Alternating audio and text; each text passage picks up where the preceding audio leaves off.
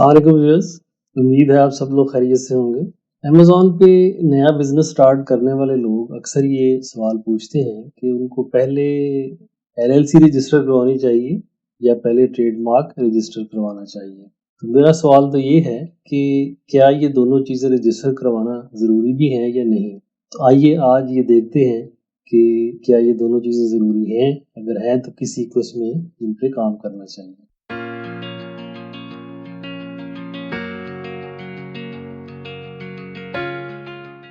ये जानने के लिए मैं चाहूँगा कि पहले आप ये समझ लें कि एलएलसी और ट्रेडमार्क होते क्या हैं। एलएलसी जो है ये एक लिमिटेड लायबिलिटी कंपनी होती है। ये नाम जो है मोस्टली यूनाइटेड स्टेट्स में यूज़ किया जाता है और ये काम क्या करती है, it protects the owners from the personal responsibility for its debts और लायबिलिटीज। यानी अगर कंपनी किसी स्टेज पे आकर डिफॉल्ट कर जाए, बैंकरप्ट हो जाए, तो उसके खिलाफ कानूनी चाराजोई शुरू हो जाती है। और अगर ये लायबिलिटी कंपनी हो तो कंपनी के जो एसेट्स हैं, यानी कंपनी का अपना सेपरेट बैंक अकाउंट होता है, उसके नाम पे अपना फर्नीचर होता है, उसके नाम पे गाड़ियां होती हैं, कंप्यूटर्स अगर यूज हो रहे हैं तो वो कंपनी के नाम पे खरीदे जाते हैं, ऑफिस अगर खरीदा हुआ है तो कंपनी के नाम पे है। तो जो कंपनी के एसेट्स है वो फ्रीज होते हैं। जो उसका मालिक होता है, ओनर होता है, उसके एसेट्स के ऊपर कानून हाथ नहीं डाल सकता। तो ये एक लीगल प्रोटेक्शन देती है आपको लिमिटेड लायबिलिटी कंपनी। कंपनी अगर ना बनी हो तो फिर आप सोल प्रोप्राइटर होते हैं। सोल प्रोप्राइटर क्या चीज है? It is someone who owns an unincorporated business by himself और हरसेल्फ। इनकॉर्पोरेटेड बिजनेस वो होता है जिसमें आप मुख्तलिफ चीजों को इनकॉर्पोरेट करके, कंबाइन करके कंपनी बनाते हैं, और LLC is one of the type of companies. तो अगर कंपनी नहीं बनी, आप वैसे ही काम कर रहे हैं, मसलन एक फ्रीलांसर काम कर रहे हैं, आप परचून की दुकान खोली हुई है, तो आप जो है वो सोल प्रोप्राइटर होते हैं। ये एक टेक्निकल टर्म उसके लिए यूज होती है, आपके ऊपर कोई लीगल बाइंडिंग्स वगैरह नहीं होती। अब ये देखते हैं कि आपको कब एज ए सोल प्रोप्राइटर काम करते रहना चाहिए और कब आपको एलएलसी बनाने का सोचना चाहिए। ये एक टेबल है जिसमें लेफ्ट साइड पे बताया हुआ है कि सोल प्रोप्राइटरशिप के लिए क्या चीजें हों तो आपको सोचना चाहिए। अगर आपका बिजनेस जो है वो लो रिस्क बिजनेस है, कुछ ज्यादा उसमें रिस्क इन्वॉल्व नहीं है, ज्यादा पैसे इन्वॉल्व नहीं है, your business does not need insurance, you have less startup funds, आपके पास पैसे ही थोड़े हैं, आपने $1000-2000 से काम शुरू करना है, you have less personal assets also, आप एक गरीब से आदमी हैं, कोई बहुत बड़े इंडस्ट्रियलिस्ट नहीं है, you are running business from home, आप घर बैठे काम कर रहे हैं, आपने दफ्तर भी नहीं लेना। तो ये एक बिल्कुल लो स्टार्टअप, एक आम आदमी, गरीब आदमी जिस तरीके से काम स्टार्ट करता है, अगर वो नेचर है तो उसको एज ए सोल प्रोप्राइटर ही काम करना चाहिए, एलएलसी की तरफ नहीं जाना चाहिए। राइट साइड पे है एलएलसी। अगर आपका बिजनेस जो है वो हाई रिस्क है, your business need insurance, you have more startup funds, आप कोई $10-15 हज़ार से काम शुरू कर रहे हैं, you have more personal assets जिनकी आपको फिक्र है, आपके पास गाड़ियां हैं, बंगले हैं, प्लॉट हैं, प्लाजे हैं, you are not running a business from home, आप सेपरेट ऑफिस बना के कुछ लोग एम्प्लॉय करके उनके थ्रू काम करना चाहते हैं, तो फिर आपको एलएलसी के बारे में सोचना चाहिए। अब हम आते हैं कि ट्रेडमार्क क्या चीज है। A trademark can be any word, phrase, symbol, design, or a combination of these things that identifies your goods or services. It's how customers recognize you in the marketplace and distinguish you from your competitors. यानी कि ये आपका face है, आपके business की एक पहचान है और आप उसको रजिस्टर करवाते हैं। The word trademark can refer to both trademark and service mark. A trademark is used for goods. अगर आपने कोई प्रोडक्ट बना के बेचना है तो उसके लिए ट्रेडमार्क होता है, और अगर आप कोई सर्विस प्रोवाइडिंग कंपनी है, मसलन आप एक इंश्योरेंस प्रोवाइडिंग कंपनी है, या आप एक लॉन्ड्री शॉप खोली हुई है आपने, तो वो एक सर्विस है जो आप पब्लिक को प्रोवाइड करते हैं, फिर उसके लिए जो आप मार्क लेंगे उसको सर्विस मार्क कहते हैं। A trademark identifies the source of your goods or services, यानी कि जो प्रोडक्ट आप बेच रहे हैं वो जब किसी के सामने आए तो उसको पता लग जाए कि इसका ओनर कौन है। मिसाल के तौर पे पेप्सी की बोतल जब आप पीते हैं तो उसके ऊपर पेप्सी का ट्रेडमार्क देख के आप समझ जाते हैं कि ये पेप्सी कंपनी से बिलोंग करती है। It provides legal protection of your brand, अब पेप्सी एक बहुत मशहूर कंपनी हो चुकी है और उसको देखा देखी अगर कोई जाली बोतलें बना के उनके ऊपर पेप्सी का ब्रांड लगा के बेचना शुरू कर दे तो ओरिजिनल पेप्सी वाले कोर्ट में जाके उसके खिलाफ केस कर सकते हैं। ये उसको लीगल प्रोटेक्शन हासिल है। Helps you guard against counterfeit and fraud. ये बात पहली बुलेट में मैं कर चुका हूँ।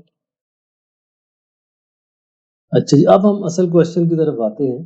Does trademark need an LLC? अगर आप ये तय करें कि पहले मैंने ट्रेडमार्क रजिस्टर करवाना है तो क्या उसके लिए पहले से एलएलसी होना जरूरी है? नो, इसकी कोई जरूरत नहीं है, कोई रिक्वायरमेंट नहीं है। इसी तरीके से अगर आपने एलएलसी पहले करवाने का सोचना है किसी वजह से तो क्या उसके लिए पहले से ट्रेडमार्क रजिस्टर होना जरूरी है? इसका आंसर भी है नो।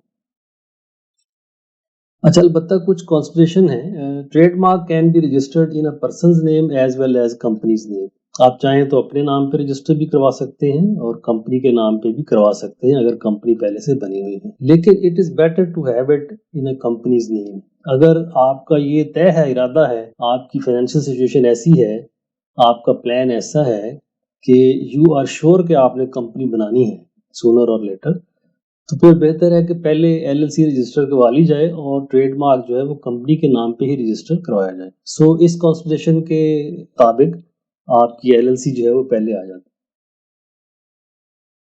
अब सेकंड कॉन्स्टिट्यूशन जो है वो पैसों की है। एलएलसी बनानी हो आपने या आपने ट्रेडमार्क रजिस्टर करवाना है, उसके लिए पैसे लगने हैं। अमेरिका में अगर आप एज ए स्टार्टअप ये काम करना चाहते हैं तो इनिशियल कॉस्ट $1500 से $2000 इस पे आएगी और फिर उसकी कुछ रनिंग एक्सपेंडिचर होती है। आपको एलएलसी कंपनी जो है उसकी रनिंग करने के लिए कोई बंदा या कंपनी वहां पे हायर करनी पड़ेगी, स्पेशली अगर आप अमेरिका में रहते नहीं हैं तो वो आपके एनुअल कुछ रिटर्न्स भरने होते हैं, कुछ मंथली रिटर्न्स होते हैं, वो आपकी तरफ से भरते रहते हैं तो उनको आपको मंथली फी देना पड़ता है। अब ये आपके ऊपर डिपेंड करता है कि आप किस सिचुएशन में हैं कि should you register LLC first और ट्रेडमार्क फर्स्ट। अब वो सिचुएशन क्या है मैं आपको दो एग्जांपल से वाजे करना चाहूंगा। पहली एग्जांपल है कि एक शॉपकीपर है आपके इलाके में, वो परचून की दुकान उसने खोली हुई है या एक बेकरी खोली हुई है, उसने अभी स्टार्ट किया है। उसको पता नहीं कि ये काम वो कर भी सकेगा या नहीं, इसमें कामयाब होता है कि नहीं, लिहाजा वो चुप करके एक दुकान खोल के उसमें बेकरी का सामान बेचना शुरू कर देता है और उसका नाम वो रख लेता है फॉर एग्जांपल तहजीब बेकर्स। ऐन मुमकिन है कि 5-6 महीने के बाद वो काम छोड़ के भाग जाए क्योंकि वो उसको लगे कि ये मैं नहीं कर सकता। लेकिन अगर उसका काम चल पड़ता है तो वो मे बी साल के बाद, मे बी 4-5 साल के बाद जब इतनी तरक्की कर जाता है कि अब वो कहता है कि मैंने काफ़ी पैसे कमा लिए हैं, गाड़ी ले ली है, एक छोटा सा घर बना लिया है, तो मुझे बिजनेस एक्सपेंड करना चाहिए। तो वो एक दुकान की बजाय उसी शहर में एक और दुकान खोलता है, फिर एक और दुकान खोलता है। अब वो कहता है कि मेरा काम तो अच्छा चल पड़ा है, मुझे इस पे ग्रिप आ गई है, तो मैं क्यों ना इसके इश्तहार चलाऊं और क्यों ना इसका ट्रेडमार्क रजिस्टर करवा लूं अपने नाम पे, क्योंकि तहजीब बेकर्स जो है वो नाम है मशहूर हो गया है। ऐसा ना हो कि कोई और आदमी भी तहजीब बेकर्स के नाम से काम करना शुरू कर दे। तो अब वो जाएगा और अपना ट्रेडमार्क रजिस्टर करवा लेगा, क्योंकि अभी भी वो शायद एलएलसी की तरफ ना जाए। एलएलसी की बात आएगी जब वो और बहुत नेशनल लेवल पे चला जाता है और उसको बड़े बड़े कॉन्ट्रैक्ट मिलने की उम्मीद है, गवर्नमेंट की तरफ से वो कुछ चीजें बेकरी की सप्लाई कर रहा है, खाने पीने की जो बड़े बड़े फंक्शंस होते हैं उसमें वो आइटम सप्लाई करना चाहता है, तो फिर गवर्नमेंट के इदारों की रिक्वायरमेंट होती है कि आपकी कंपनी रजिस्टर हो, वो टैक्स पे करती हो, फिर वो शायद एलएलसी की तरफ जाएगा। और ऑन दी अदर हैंड अगर एक वेल एस्टेब्लिश बिजनेसमैन है जो ऑलरेडी लेट से उसकी 1 या 2 फैक्ट्रियां लगी हुई हैं, वो गारमेंट्स बनाता है और वो मिलियनेयर है,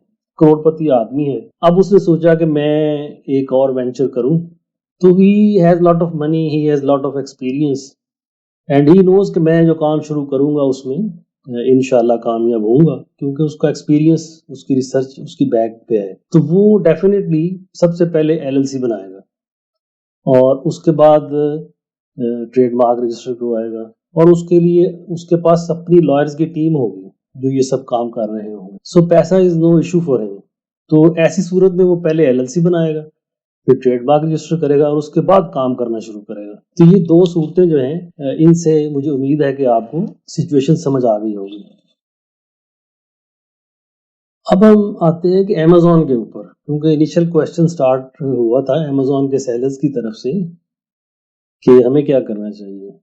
तो आपने भी जब अमेज़न पे फर्स्ट टाइम स्टार्ट करना है तो एक छोटी सी दुकान के तौर पे आपने शुरू करना है।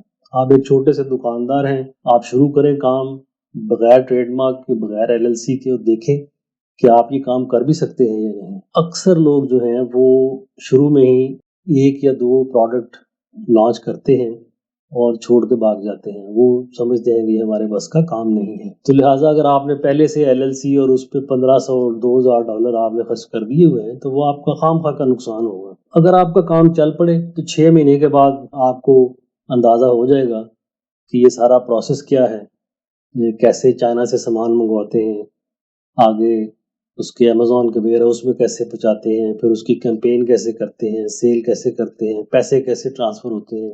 ये सारा एक साइकिल आप सीख लेंगे 6 महीने में। उसके बाद अगर आप कंटिन्यू करना चाहें तो आप फिर ट्रेडमार्क रजिस्टर करवा लें।